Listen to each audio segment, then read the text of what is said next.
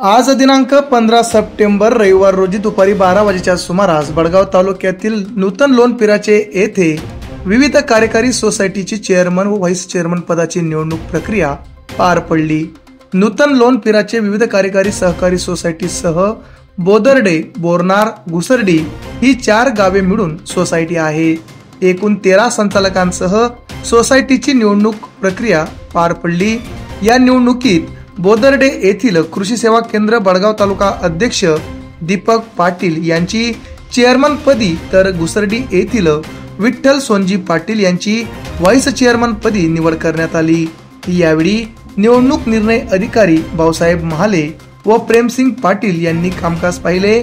तसेच संचालक रायचंद परदेशी, भाऊसाहेब पाटील, भीमराव पाटील, प्रभाकर पाटील, वसंत पाटील, पंढरनाथ पाटील, प्रदीप पाटील, सोमनाथ पाटील, सुरेश खैरनार, सरस्वती पाटील, अरुणा पाटील यांच्यासह 4ही गावातील ज्येष्ठ श्रेष्ठ मंडळी विजय पाटील, वामन पाटील, बापू पाटील, राजेंद्र पाटील, सुरेश नाना पाटील, शंकर पाटील, सागर पाटील, भिकन पाटील, अशोक परदेशी, श्यामकांत पाटील, उमेश पाटील, सचिव संजय पाटील व क्लार्क परशुराम पाटील आदी उपस्थित होते।